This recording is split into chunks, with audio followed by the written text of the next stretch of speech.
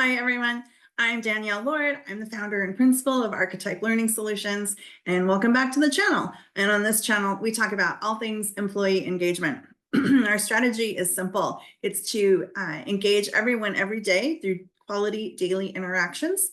It costs you nothing but a little bit of your heart space, a little bit of your time. And those conversations don't have to be long. They just, even a brief conversation, a friendly hello that you provide as a leader by title or not, goes a long way in helping someone feel a little bit better about their day.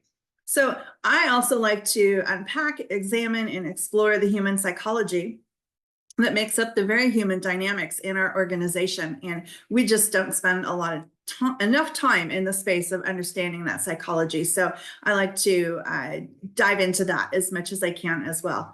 Today's topic is on a piece of research, a body of research that was done 1989. So we call that seminal research because it has remained very germane in terms of the context of how employees exist within the context of the organization.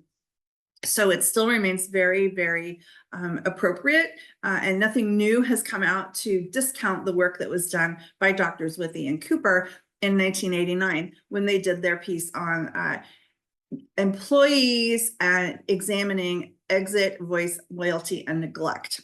So I wanted to talk a little bit about that today because I think it's definitely fits in with employee engagement. So Withe and Cooper, in their examination, their study, they looked at employees' level of commitment to an organization. So of course, when commitment is a big part of employee engagement overall, we like to say that, it's not enough to be satisfied in an organization. You have to be committed to the organization, committed to your work, committed to the mission, committed to the strategies, committed to the values. And so they wanted to look at what is it that gets in the way of that commitment, and what is the propensity for employees' willingness to leave or stay within the organization based on that level of commitment. So exit, voice, loyalty, and neglect. So loyalty being part of that commitment.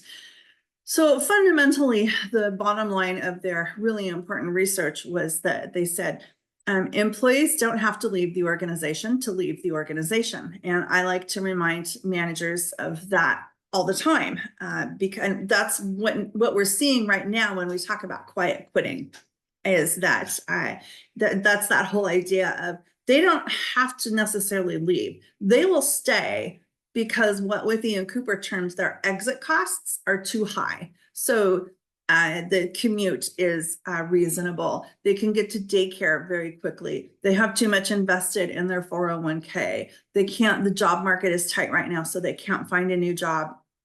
So all of those are considered high exit costs.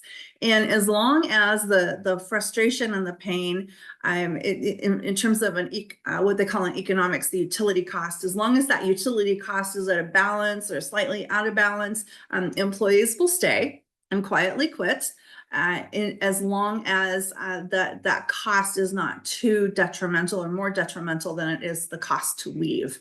And so basically, fundamentally, what they said in the research was that as long as the employees are satisfied, which is why we don't measure employee satisfaction, we measure employee engagement.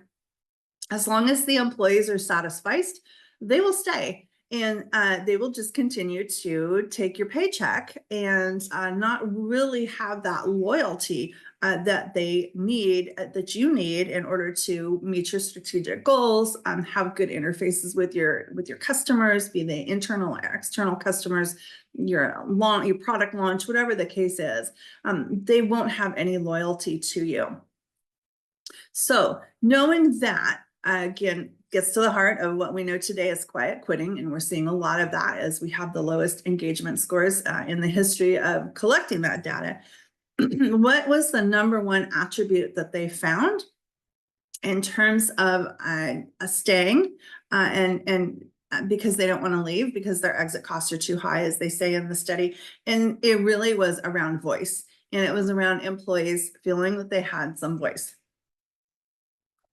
So that voice comes into play in a lot of different ways. And we see these same questions addressed in the employee engagement survey and in some of the responses that we see back from the written or I guess typed responses from employees is, I don't feel heard. I feel like I can say the same things over and over again. I can talk until I'm blue in the face, and there's nothing that I can say that brings any value, real or perceived. I feel discounted. I feel neglected. I don't feel respected. I bring years of experience, expertise, education, knowledge, know-how, and yet somehow nobody wants to hear what it is that I have to say, even if I can show strong data that says this product launch is flawed, the implementation is not going to be effective, whatever the case is. There's lots of reasons why people do not feel heard. Primarily, it comes down to I'm either not feeling respected, which we've talked about around role compression, where managers are compressing the knowledge and abilities of their team members because they themselves do not know what to do in their role.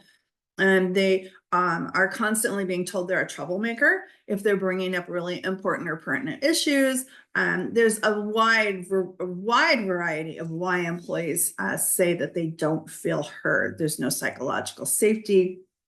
A lot of employees feel like they get labeled as troublemakers because they're bringing up important information. So any one of those reasons, but that is really the primary driver around this idea of engagement, is that I feel heard, because I don't want to be a Bob Cratchit. I don't want to just show up, sit at my desk, take orders, and not feel that I'm not contributing any value to the organization. So exit, voice, loyalty, and neglect. And it really all comes down to, do employees have a voice? Are they going to be loyal to the organization? And if those exit costs are too high, are they just going to stay and continue to collect a paycheck? Now, let's be really clear, because I oftentimes get a lot of pushback when I talk about quiet quitting, and we need to not call it quiet quitting. We need to call it sabotage, because that's what it is, passive or active. But we need to be cautious that we don't automatically assign that blame to the employees, because that's a human response. It's part of the human condition, part of the human experience that we have around self-preservation and around feeling like I will be heard regardless of how it comes out, whether it's you listen to me or whether I make a point in my last dying effort to be heard, like the greenskeeper. I think I brought this up, the greenskeeper in a country club in, I think it was Virginia, talking with my friend Edward Mosley on the Mosley Method podcast.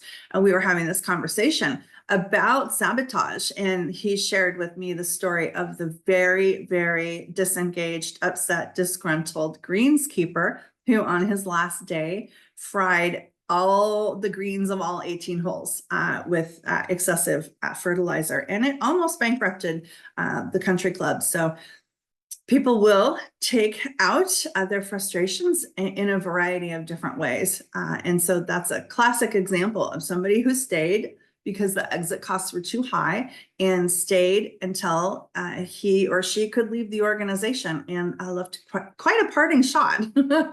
So I guess if you don't feel heard through your voice and in conversation and in relationship with one another, you will feel heard as your last parting shot.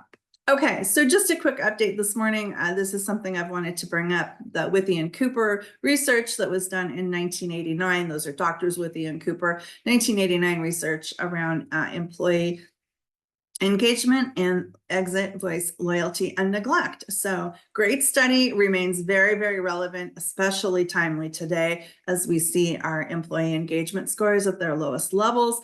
I talked in another recent video about this idea of loneliness within our organizations. I think this is another great example of how employees just don't feel that they have any voice within the organization. All right, so that's just what I wanted to share this morning. And if this content resonates with you, please give us a like, subscribe, share, leave a comment, because I'd love to continue to unpack these really important conversations with anyone who might be interested. All right, that's it for today. Thank you so much. I'm Danielle Lord with Archetype Learning Solutions, where again, we talk about all things employee engagement.